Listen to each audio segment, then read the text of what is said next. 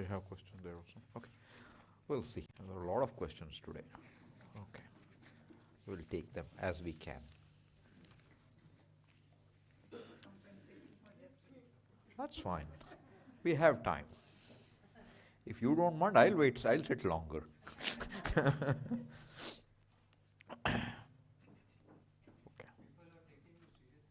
Huh? People are taking you seriously, Swami. That's good.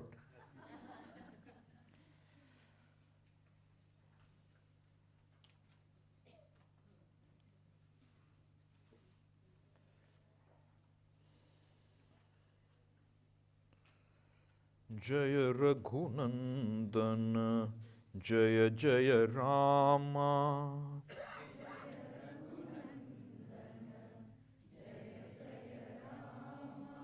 Jaya Raghunandana, Jaya Jaya Rama.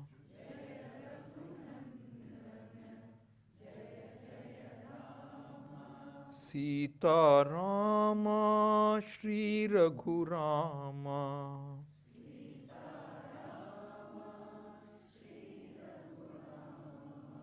Sita Rama, Shri Raghurama.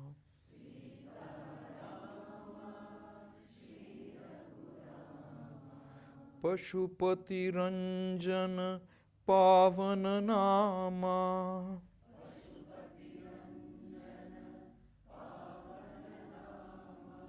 Pashupati Ranjana, Pavana Nama.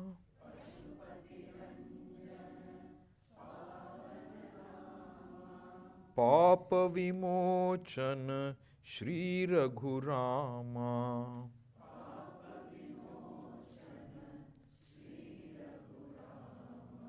Papa Vimochana, Shri Raghurama.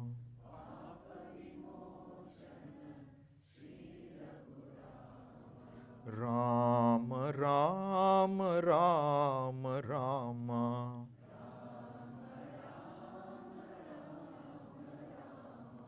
Rama Rama Rama Rama.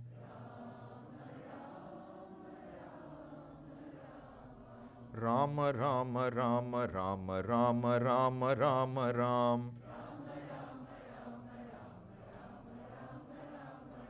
Rama Rama Rama Rama Rama Rama Rama Ram. Rama Rama Rama Rama Rama Rama Rama Ram. Rama Rama Rama Rama Rama Rama Rama Ram. Rama Rama Rama Rama Rama Rama Rama Ram. Rama Rama Rama Rama Rama Rama Rama Ram. Rama Rama Rama Rama Rama Rama Rama Ram.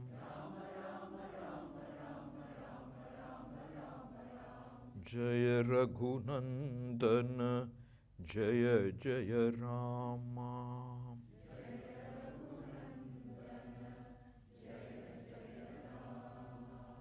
Okay.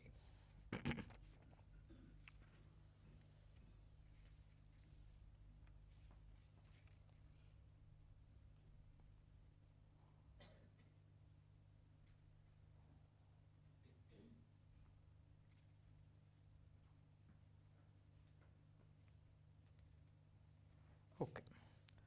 Since mind and intellect are not my real nature, and I have to use them to understand my real nature, at what point do I no longer need this mind and intellect to understand myself? And how do I distinguish my mind from the reflected consciousness? Okay.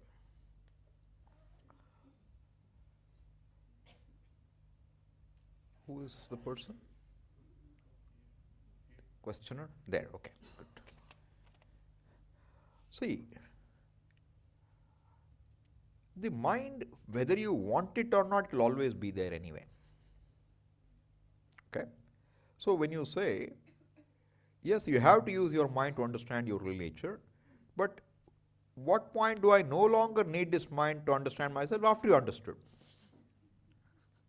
Once you have understood, you don't need the mind to understand it again, in a sense. But the mind will always be there. The intellect will always be there. The only thing is, they no longer take themselves to be the reality. They understand what the reality is.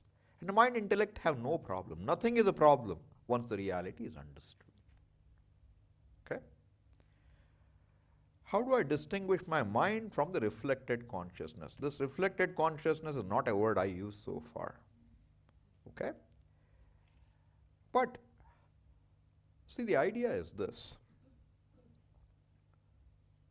The reflected consciousness, what you call, is what is the individual awareness, so to say. Because there is one awareness. What you call reflection is a manifestation of that consciousness in individual mind. That's what it's called. It's called reflected. It's not really reflection, because reflection would mean that what reflects should have a form of its own. Here there is no form. These words can create a lot of trouble at times. All right? So what you understand is this. Anything that you know at an individual level, every thought is really lit up in a way by that so-called reflected consciousness. Okay? So the mind, without a mind you can't know anything. You can't even say I am. So the mind will always come backed up by that reflected consciousness. There is no time when it is not. Okay? It will always be there. Because for you to say I, mind has to be up, and that I is backed up by reflect. So you never need to distinguish those two. Don't worry about it at this point in time. What's important is that apart from this whole mind is gone in sleep. It's not there between two thoughts. You still are there. And when I say you again, you can never know yourself without the mind and the reflected consciousness being up. But you don't take that to be yourself. That understanding has to dawn. Okay?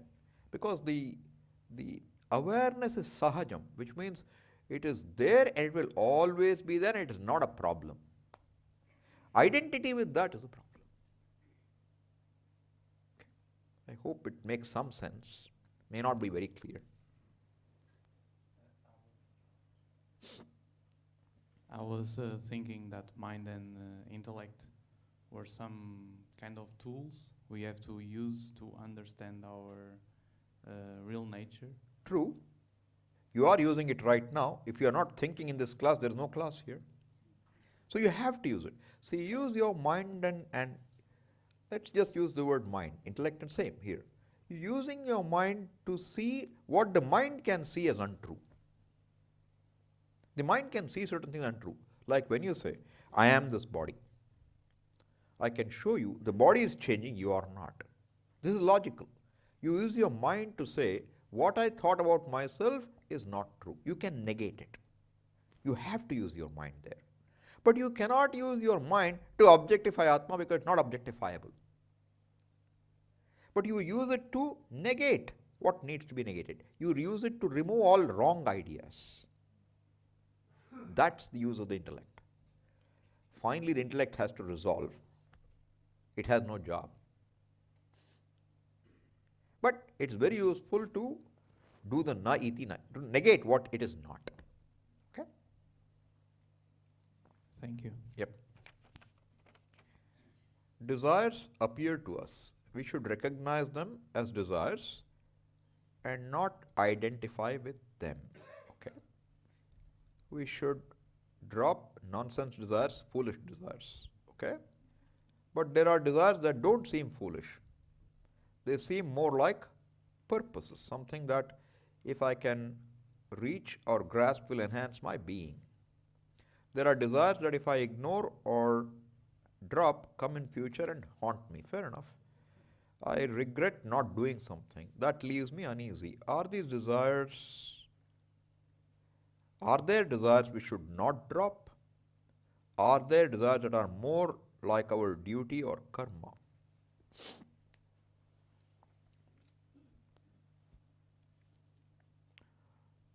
See, some desires, if you can see them as being not meaningful, they can definitely be dropped. You will drop. See, if you see them as not meaningful, they will drop. You don't drop them.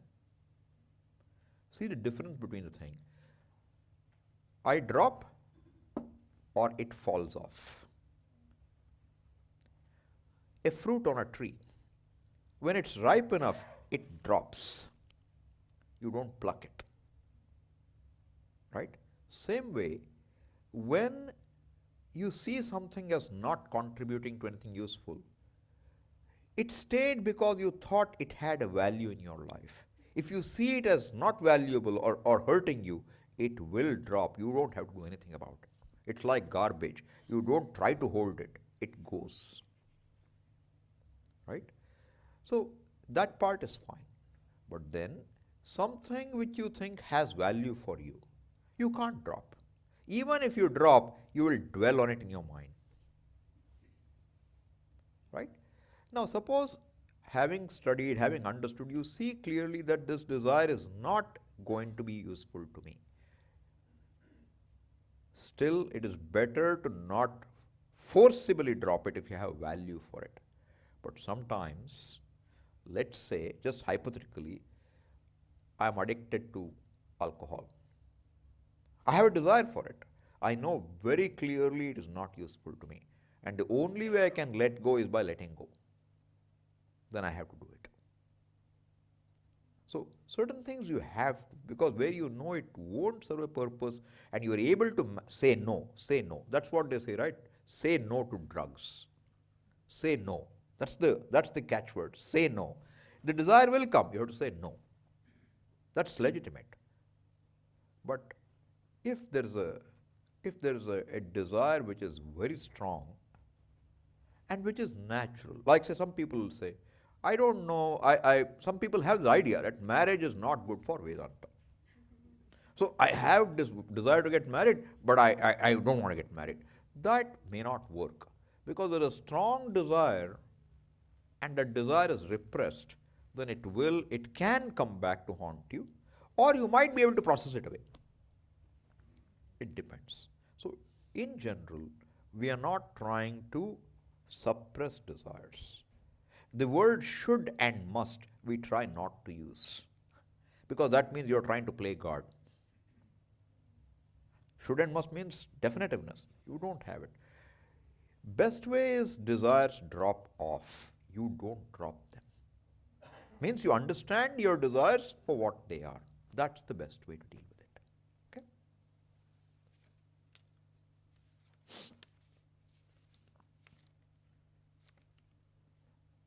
The means of knowledge are there to give knowledge. Knowledge happens to the knower, but it is independent of the knower. After the knowledge has happened, it is up to the knower to act upon it. Is that free will?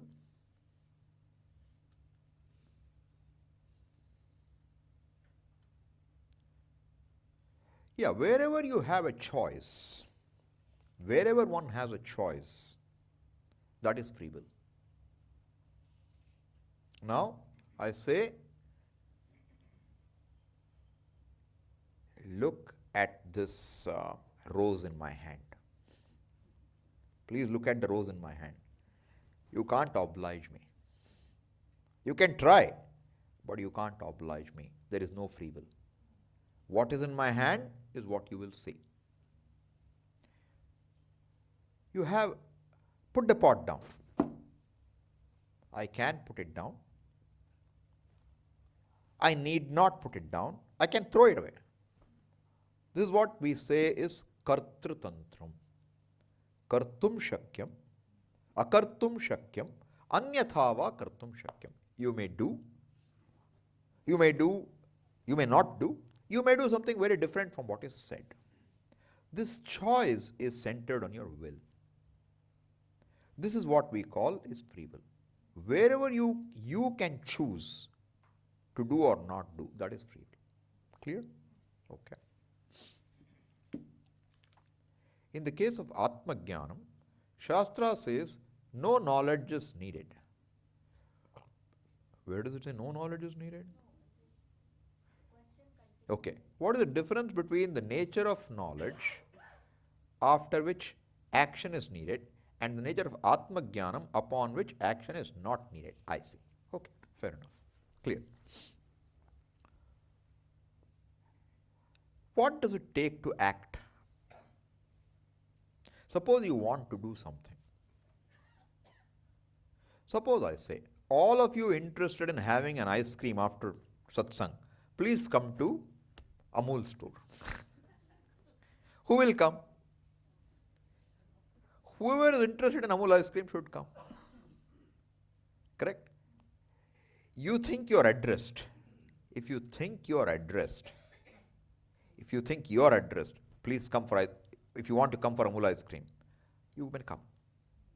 But suppose you have Atma Jnanam. What is Atma Jnanam? The buddhi hears, the ear hears, the mind understands. Whoever wants to get ice cream, Amul ice cream, can come. You don't identify with that buddhi. Even if you go, you say, I didn't go for ice cream. You understand? Understanding does not in this case require any action, because what is understanding?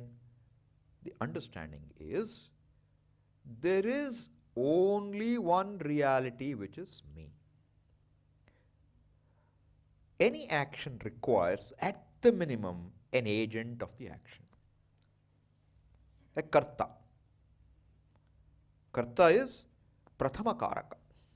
The first factor of action for any action is karta. The second factor of action is karma. What is karma? Kartuhu ipsitatamam karma. What is most desired by an agent through an action, to accomplish through an action, is called technically karma. What is next possible? What are the other means of knowledge? Other means of action? Karaka, karana, an instrument. So, if I want to stitch these clothes, there's some tear, I need a needle and a thread. That is karanam. Karta is me, the tailor or the mender. The karma is it has to be mended, tear has to go. Karana is the needle and a thread. So, these are all called karakas, factors of action. You know what Atma Jnanam is? Atma Jnanam is called karaka upamardaka jnanam. What does it do? It says karta is Atma, karanam is Atma, karma is Atma, apadana is Atma, adhikarana is Atma. All the factors of action are me. I am not any of them. Who will act? You are not a karta. You are not a karma. You are not a karana. You are not going to act. You cannot act. You need not act. You cannot, not need not. You cannot act. Even if you do. So suppose after Jnanam, does a person act or not? In your perspective, the person acts. But if you ask the person, if he really understands, at that point he will say, I am not doing. Guna guneshu vartante. Gunas are going about doing their business. Iti matva na sajjate. You don't get involved with it. So everything will continue, but your identity that I am the doer, I am the experiencer, that will be falsified. Nothing will change externally. Is that clear? So the reason why we say there is Atma Jnanam is not followed by any action is because it's not possible to follow up with an action. Correct. Atma Jnana means, I'm assuming you know, means Mukta only, what else? Jivan Mukta. Correct. So this is why the difference is, any other knowledge needs, if you just have knowledge, suppose you're only interested, I want to know something, You want to know how many species of animals live in India. What will you do with information? But still some people have such value for some tidbits of information. But otherwise, if you don't have value for the knowledge, even that knowledge is for what? That knowledge is for you to feel good about yourself. If you forget, you will be disturbed. You'll go and look again. Correct? But in general, suppose you know, common example is given as what? Suppose you are hungry and you know how to make, pune pohe. You know how to make it. Will the dish appear in front of you because you know how to make it? What should you do? You have a recipe, you have to cook. So knowing a recipe does not give you food. Similarly, knowing Atma Jnanam is no use. You have to do some work. This is the catch.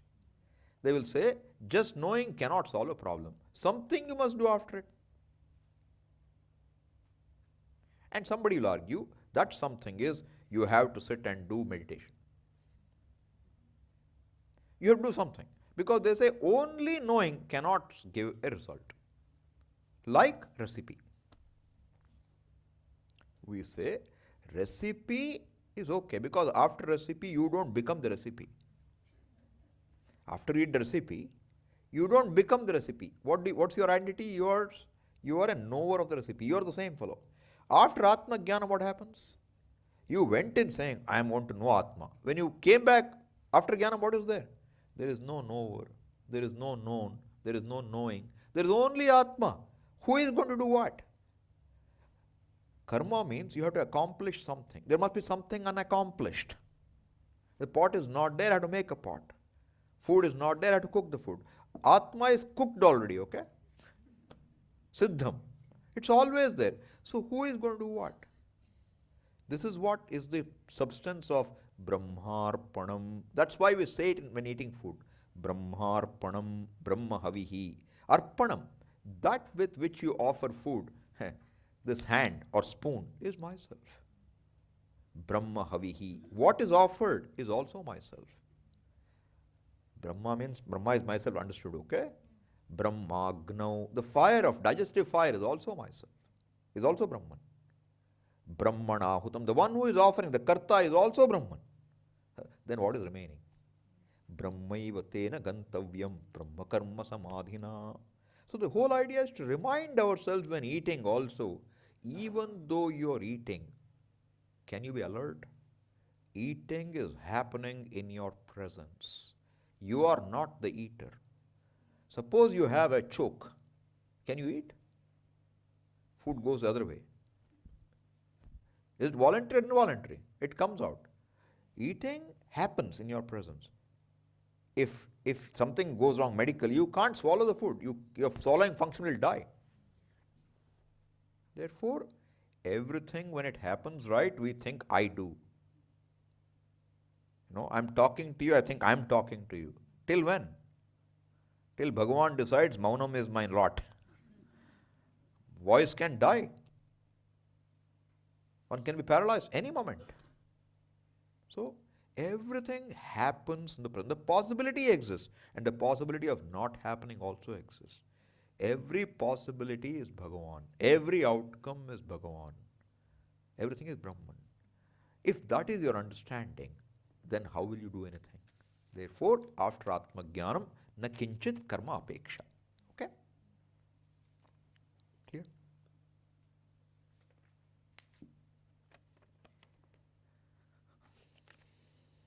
On a spectrum scale of real to unreal, why do we state what is unchanging is more real than what is changing? Why is unchanging defined as absolute reality? Okay, whose question is that? Can I know? Okay. What do you call real? I'll get your definition first. At this moment, maybe everything I'm experiencing in this moment. Okay, so can I modify your definition a little? You say what you experience is real? Correct? Okay. Pot is real? Yes? Pot is real? Yeah. Suppose I break the pot. Is the pot real? And the broken parts will be real then. Pot is real or not? I have broken it. Is there a pot? No more. No. Before the pot came into being, what was there? Clay. After the pot is broken, what is there? Clay. Even when it's a pot, what is there? Clay. What changed? Form. What is more real? That which is changing or unchanging? You tell me. Because you're able, your basis to say it's real is you perceive it. You're able to perceive the clay even when the pot is not. So what is more real? Clay. Now, but clay can also change. Not in this example. So then what is more real? That which is unchanging. So what is absolutely real? Which never ever changes. See, we say reality is that which is determined in a particular way, never goes away from that. Yo yadrupena nishchitam tadrupam na vyabhicharati. If you determine something of a given nature, it never budges from that. Never moves away. It can never be negated, never be denied. So absolute reality is trikalepi tishtati, what is in all three periods of time. Therefore, changing means the one who is changing, seeing the change, has a longer presence than what is changing. So if you are looking at presence to say real, unreal, what is changing is less real than what is unchanging, right? That's the basis.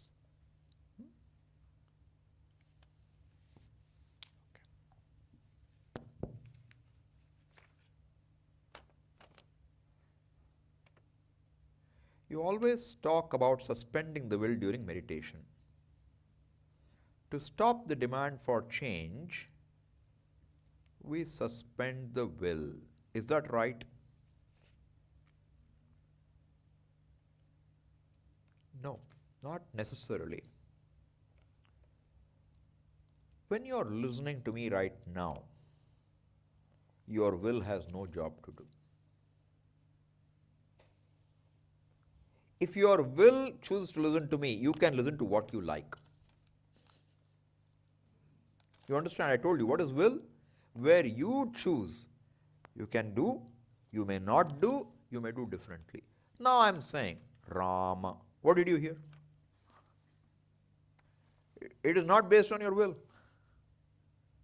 Any time you understand anything, any knowledge activity, your will is automatically suspended. Not choice, no choice. So I'm only pointing it out. I'm not saying suspend your will. I never say suspend the will. Have you heard me say that? Pay attention. I will never say suspend your will. I will say will remains suspended. Very different from suspend the will. We try hard in meditation not to instruct you to do something because I don't want to make the karta out of you, except in japa. Okay? Will remain suspended. Is that clear? So what you said is not right. Okay. If this is right, then I drop that part then. Let me read. If this is right, then I have to use my willpower against the wandering mind during meditation. Example, if my mind wants to go elsewhere, I want to bring it back to the mantra and I will be using my willpower. Absolutely. Mantra japa is using the will, 100%. I will be using my willpower. Is my understanding right? Yes. Is the will to be suspended and the willpower to be used same? Yes, same will only. Isn't the willpower a part of the mind? I would say it's part of you, not your mind. Mind can wander. A thought can come without your willing. It's not really part of the mind. But the mind is the instrument to have a will and do something. See, suppose you were sitting in meditation and suddenly it occurs to you, oh, I left the door open today. I forgot to lock my room. Is that will-based? Do you want to think of it? The thought just pops up. That is not will-based. But you decide. I have decided to do what? Om Namah Shivaya. Therefore, let the door be. Om Namah Shivaya. Otherwise, you will start thinking, did I leave it open or did I not? Don't go there. Come back. That's will. So when we say will is suspended, Will is suspended not when you are chanting. Not when you are chanting. When you are chanting, I say, use your will, which was suspended until now. See, what the purpose is to help you see, recognize yourself without using the will. Recognize the akarta you, non-doer you. Do you recognize? Because you are constantly doing. Therefore, you think you are a doer. Can you have a window to recognize, I am not a doer? That window we try to provide by saying, you have to familiarize yourself with the person who is not a doer. Otherwise, you cannot understand the statement, you are not a doer, you are not an experiencer. We will also say you are not an experiencer. Everything is experience. How can you not be an experiencer? Because an experience is not based on your will. Experience happens. You are just aware of it happening. You identify with that and say, I am an experiencer, is unfortunate. So this doer experiencer is our basic identity, mistaken identity. So how do you displace it? You have to become familiar with the you who is not a doer. And therefore the first step we try to do is to land on a person who is the basic person. Basic person is one who is, but there is no frills, no extra frills, no doing, no thinking. But if it's happening, you let it happen. You're not interfering. Whatever goes on, goes on. You don't use your mind to say, I will do this or do that, or reject this or reject that. Just be. And if you can see comfortably you are without doing anything, that gives you an insight. I don't need to do anything to be okay. That insight you need. Okay.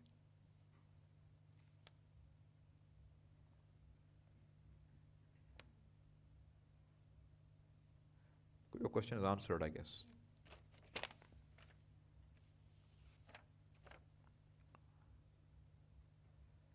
I observe people in the spiritual path and find that they are playing a solo game, not a team sports, not even doubles. Generally, they are self-centered. Okay? Maybe it helps in their progress, does it? You'll have to ask them. I am a team player, okay? Who is the questioner? Okay. All right. Let me read the whole question. My other important question is, if we are all connected, then a person who is himself not on a spiritual path, but helps his partner in worldly ways to continue on the spiritual path, will he be benefited in terms of enlightenment? Okay. Interesting question. That's totally unconnected. Huh? Third one is unconnected. Okay, all right. See, you observe that people in the spiritual path and find that they are playing a solo game. It depends. Do they have a choice to play a solo game, or must they necessarily participate in a team sport? My question is, they are generally self-centered, they are serious, and other people around them are not serious about going on that path. Okay. So maybe they don't have a choice, but they are not giving up. Use the mic. You have it. Yeah. So maybe it is because of the surroundings that they are playing a solo game. It's possible, but sometimes what happens is this. There's also sometimes a mistaken thinking that solo game is the way to win this game. It's not true. No, that is part of my question. That's why I'm answering that. I'm saying it's not necessarily true. Suppose a person, one has to play one's roles. If one has roles, one must play one's roles. Therefore, if the person is, let's say, in a household, they have certain roles, as a mother, as a spouse, or whatever. They have to do their roles. If they don't do it, they will have a guilt that I didn't do my role. And if they think that not doing their role will help them, it doesn't necessarily help. Okay? Yeah, but see, the problem that I observe is Yeah. that they seem to do their basic duties, their role. Yeah.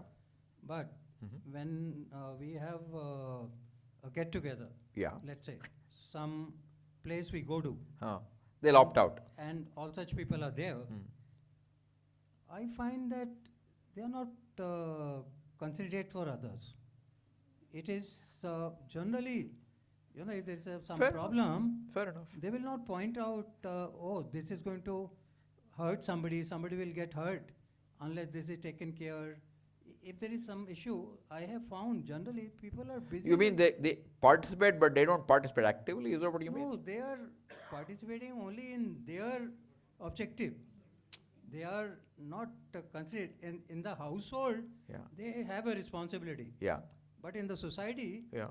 outside of their responsibility, they feel they have no responsibility. I mean, look, the point is this. Your first point is they are self-centered. I ask you, are you self-centered or world-centered?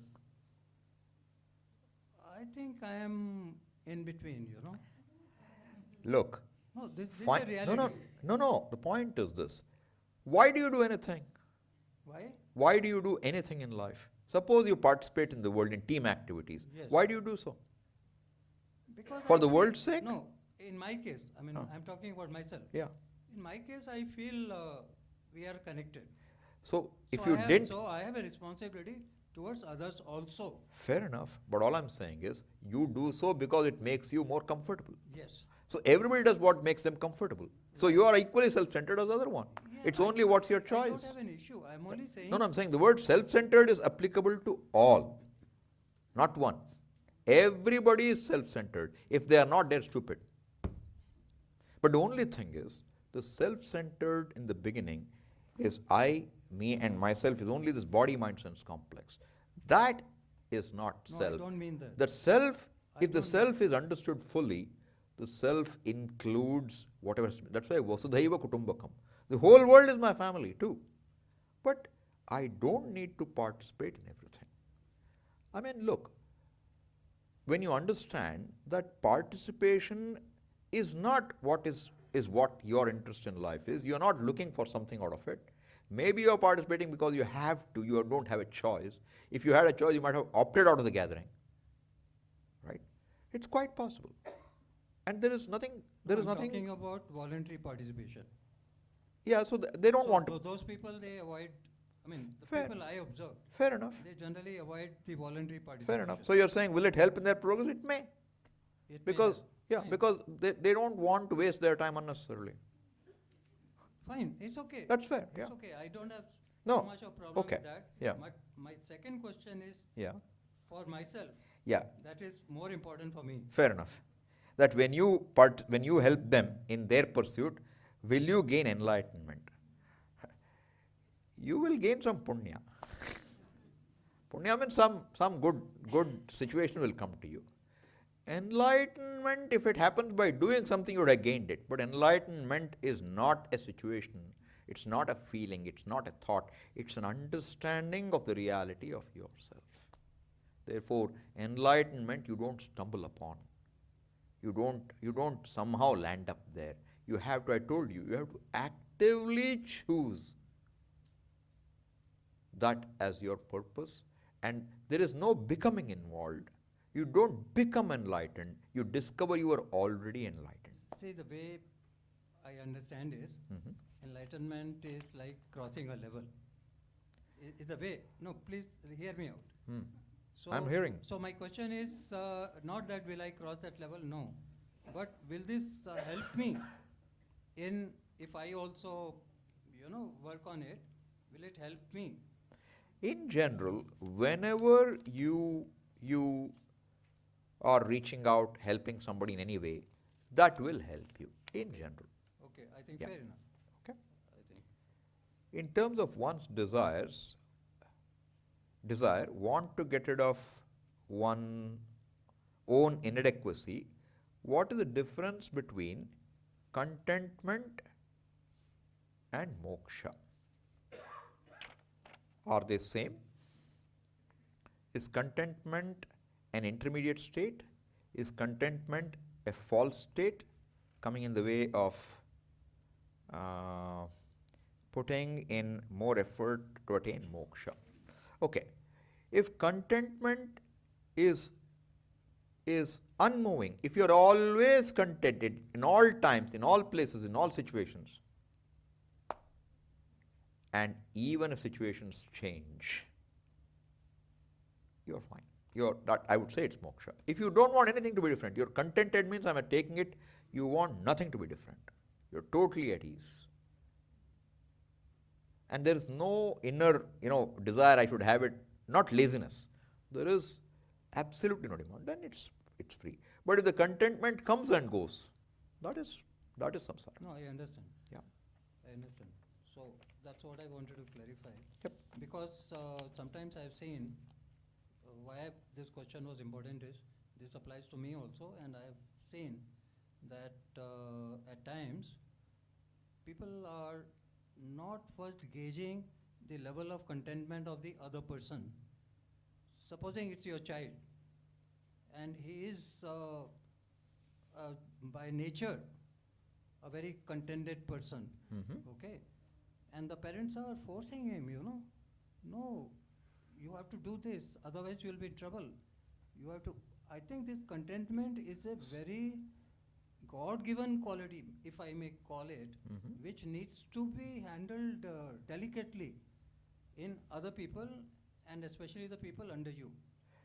True, but see, the point is this. If you're talking of a child may be quite contented to go to bed early every day without doing its homework. That's not contentment. No, I'm not talking that. that. No, I'm saying then that's the child's No. desire for comfort. No, So I'm saying I'm we not have to be saying- very cautious. Yeah, I understand. What is contentment? Yes, I If it's understand. contentment, again, see, the parent might say, let's say a child is there, right? And a child perhaps has some samskaras due to which he has no great ambition. He's not ambitious. He's happy being non-competitive. But the parents see what? The whole world is highly competitive. If the child doesn't compete, later it may not do well, and they feel it's their duty to make the child compete. Right? Now it's very difficult for the parent to decide, should I push the child or should I not? Because it's my responsibility. Once the child is adult, it can make its own choice, but until then, I have to guide it in a direction which I believe is right. And therefore, this situation can happen. And we can't judge the parent either. We have to see what was their intention. And if their intention and their knowledge, based on that only they act on the child. If that is fair, it's okay. Beyond that, it's Ishvara's will. Okay?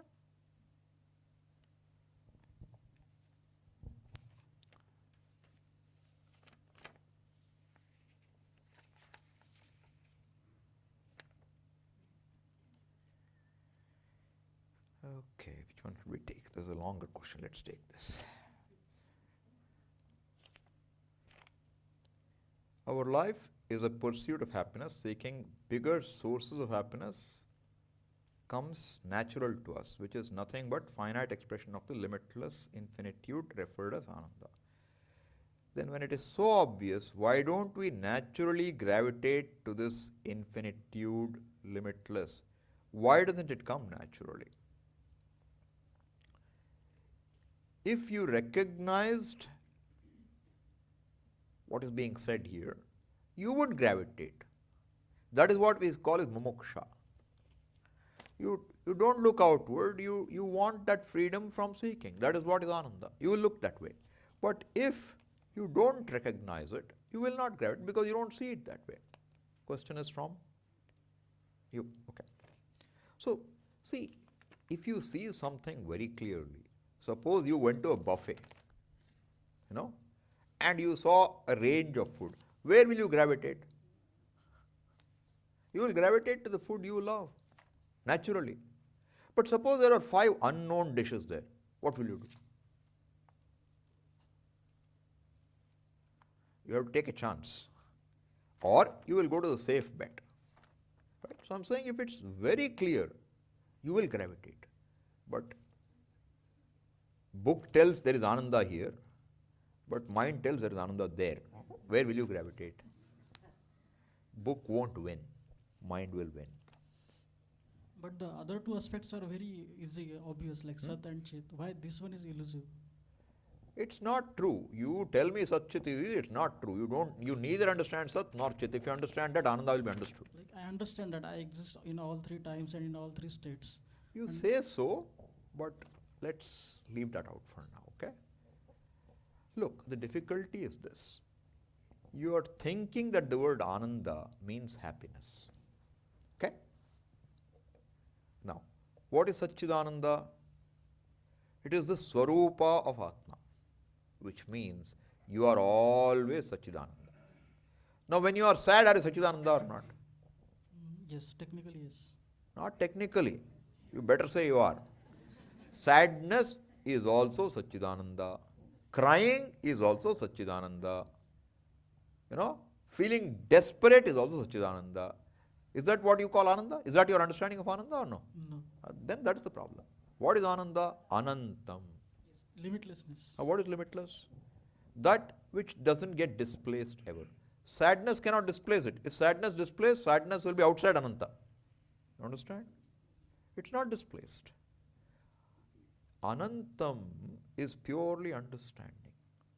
Even when you are sad, you are not sad. There is sadness seen in the mind. Okay? And when you recognize that, you are not sad. You are Ananda, limitless. And if you recognize sadness is not you, that sadness is only an appearance which comes and goes, you are not sad really. Therefore, in what way do you not recognize it? If Anantatvam is seen, Anandam will be seen. But Anantam you have to see. Okay? And until you recognize that real I, obviously the I, see, the thing is this. You may not see this spot. Or you're walking on the road, you may not see a lot of things on the road. By chance you may see, you may not see. But when it comes to yourself, you cannot but see yourself. And you have to make a conclusion about yourself because you are a self-evident fellow. And that conclusion will depend upon your confusion. How confused we are. If we are not confused, then there is nothing else but limitless whole. But when we are confused, then this is who I am. And therefore you will go after what makes you happy and go away from what makes you unhappy. So what should we do so that pull comes naturally to limitlessness? Understand what is Anantam. Until then, it's only a will-based thing. Okay, I understand at some level that these things don't make me happy. Let me not go after them. It's purely a deliberate attempt to stay away, but not natural. Because you will be going away, but one part of the mind will be going there only. That's how it would be. How to stay in akhandakara vritti all the time? You cannot stay in any vritti all the time. What is vritti? State of mind. Vritti is one slice, one thought. One thought. How long will a thought last? Why should you sit in akhandakara vritti? Akhandakara vritti is what informs you that you are akhanda, you are undivided. After that, what do you need? You don't need to sit in the vritti. Vritti comes and goes. Okay? So you switched on the light. You saw where the things are. That's all. Do you need the light on to now do anything more? Not necessary. You know what's there. Same way, akhandakara vritti means, akhanda means non-divided. What is non-divided? Division of knower, known, subject, object is gone. When that is gone, what remains? Atma, self. But what is that self? You don't know. So akhandakara vritti is supposed to awaken you to that reality. And once it is there, it is not something which comes and goes. But habitually you may go the wrong way, and therefore there's need for nididhyasanam. Or there may be doubts about it, therefore mananam. But if it's known clearly, akhandakara vritti, there are some discussions, once or more times, etc. But we say as many times as it's needed, it doesn't matter to us. Finally, can you have nishtha? Can you stay? What your question is, can I stay seeing no limitation? Can I be free from limitations all the time? Yes, it's possible. What does it take? It takes that certainty, unshaking certainty in the knowledge. And it is you. It's not away from you. It's not like a piece of knowledge. Intellectual certainty is there, of course it is there. But Sorry? intellectual certainty is there. Intellectual certainty is useless in this matter. Almost useless. What kind of certainty is needed? It should be your, what we call aparoksha anubhuti. It is not something that is a thought. Experiential, you mean? What is experience here? Every experience is ananda. Do you see that? That is the experience I want you to have. That every experience, pratibodha viditam matam. You will see in Kenopanishad soon, okay? You understand that mantra. Pratibodha viditam means what? In every cognition, you understand, I am the whole. Like, what do you see here? Pot, Pot. What do you see here? flower, Flower. What do you see here? leaf, What else did you see? existence, Okay. Forget existence and ananda for now, okay? Don't go to Sachidananda. What else did you see? nothing. Nothing. What do your eyes see? All the three objects, What do your eyes really see? Switch off the lights. What will you see? nothing. What do you really see when you see something? The images in my eyes. You see only light. Yes, light. Okay? Yes, yes. You missed light. You saw a pot, you saw a leaf, you saw a flower. Where did you see light? To see light in each vision is jnanam there. Same way, in every perception you recognize that awareful presence that you are. And that vritti is also nothing but that awareful presence alone. Like when you see a wave on the ocean, you never miss the water. 3 children are on the beach, and you tell, touch the wave, touch a wave and come back. The second fellow you say, touch the ocean and come back. Third fellow you say, touch water and come back. They all 3 go run and touch the same thing and come back. Are they right or are they wrong? All of them are right. What is the change? What is the difference between them? Attitude. One sees water, one sees wave, one sees ocean, right? What is the vision which is lasting there? Water. Water. That's all there is to it. Ocean maybe. Maybe in the example, yes. There is, I think, 2 more questions. I'm seeing it, don't worry. People who come back from Nirvikalpa Samadhi are transformed into sages, such as Ramakrishna. So can Samadhi be a source of knowledge of Brahman? It may help. We don't accept Samadhi as a necessity for knowledge. Jnanat eva kaivalyam. Natu. But the end goal of Patanjali's Yoga Sutra is Samadhi. So, If you are interested in Patanjali Yoga Sutra, you should study there. no, I mean to say, is it a mean to knowledge? Is it it a a- means to knowledge? It is not a means. It can help. Upakarakam. Definitely upakarakam. So, can we say it as a means to knowledge? No, I'm not agreeing with that. It's an upakaraka. It aids. Knowledge is only one. All that is here is me. So, whatever aids is means, isn't it? Come on. Whatever aids is means, how do you say that? Like if I eat rice with spoon, it is also means of knowledge and it is aiding me to eat the rice. No, not a good. I understand where you're coming from. To see this color, what is your means? Eyes? Eyes. I'll switch off the light. Can you see the color? No. Is it the means? What? Is light the means for you to see color? Yes. Light is a facilitator. Understand the difference. Eyes alone see color. If light is the means, you close your eyes, we'll switch on the light. So both are needed, facilitator and means. Correct. Yes. That's true. But now you're again trying to bring Samadhi through the back door. Don't do that. Okay? A facilitator is not necessary. But right now I we need saw to it. go to the airport. I need to get to the airport. A car is a facilitator. If it's not there, I can still walk. Yes. It's not necessary. Optional. It's not necessary. Facilitator may not be necessary. Okay? Yes, though it is optional, that I can understand. Samadhi is an experience. That experience will begin and end. That experience is not a source of knowledge. But in second chapter of Gita, the Arjuna says, Sita Prajnasya ka bhasha, samadhistasya keshava. So what kind of samadhi he is expecting there? Sthitaprajnasya ka bhasha samadhisthasya keshava. Right? What is samadhistha here? What is samadhi? You think there's only one meaning of samadhi?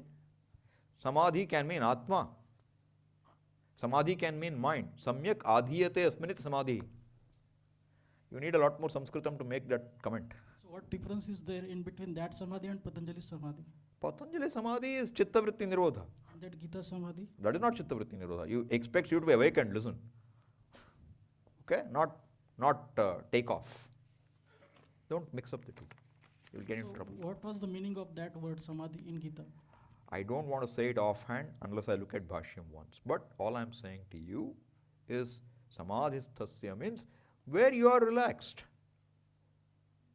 Samyak adhiyate asmin, which is Atma. Samadhistha should be Atmastha. I won't say 100%, but that's a very good possibility there. Because Samadhi can mean Atma. You study more Sanskritam, you will understand that. Any word in Sanskritam has a lot of possibilities. And you have to be extremely cautious. You don't take a word meaning out of context.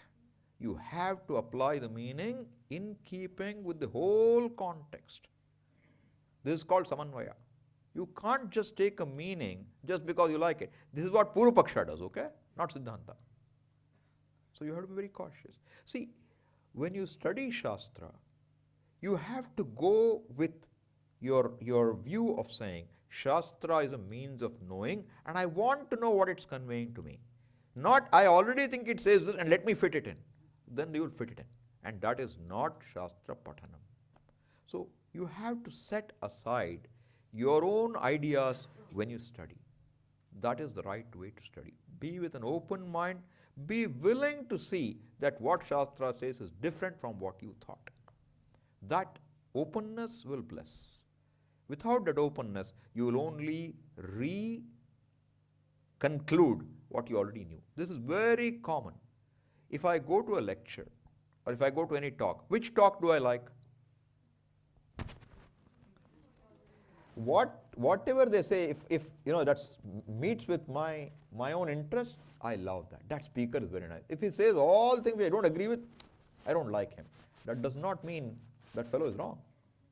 So when we do filtered listening, we'll be in trouble. So you have to listen with an open mind. And pramana buddhi is not easy. Pramana buddhi means you are not trying to use your logic and then use pramana to twist the meaning out of it. You are using pramana as an independent means of knowledge. What it says is what you are trying to understand. And that is why you have to study Shastra and not one. Brahma Sutra does the job of removing these doubts. Why not this way? Why not that way? All this will be there. Probably even Samadhi will be there somewhere in that. I don't know offhand, okay? How to get rid of procrastination? Stop procrastinating. That's the only way, honestly. The only way to get rid of procrastination is you stop procrastinating. For me, that is my problem. There is no other solution. How do you learn to swim? By swimming. How do you learn to drive? How do you learn to start doing things without delaying? By start doing it. That's all, okay? This seems simple, but the fact is, this is not ordinary. This is where your will and growth have to come into picture. Unless you are able to do what you choose to do, your Sankalpa Shakti is dying and dies. And when it dies, you can't do, you know what is right, you can't do. What's the use? Shastra only tells you what is right, what is wrong. If you can't live based on those understanding, it's like having a recipe which you can't cook. Okay? 903. Are you okay? You said preparedness is necessary to get rid of addictions, compulsive habits. What is that preparedness? No. I said, see, preparedness means there are no addiction and compulsive habits. And there is some preparation even to be able to do that. What is that means? Your ability to say no, your ability to understand, first the ability to accept I have an addiction. To accept that is not easy. Swami would say, would ask some fellow who is addicted to alcohol, come on, give up alcohol. I can give up alcohol anytime. I have given it up 45 times. You understand? That's what the fellow will say. We don't even acknowledge it. You need to acknowledge, and after acknowledging, you recognize your helplessness with addiction, pray, do whatever it takes to get out of it. Okay? Ho gaya? Take it. We have 2 more questions. Should we do them or do you want me to do it tomorrow? Tomorrow. Done. Sorry, 3 more questions. Okay. So we'll look at them tomorrow, okay? Om Purnamadav Purnamidam Purnat Purnamudachyate Purnasya Purnamadaya Purnamevavashishyate Om Shanti Shanti Shanti Harihi Om Shri Gurubhyo Namaha Harihi Om.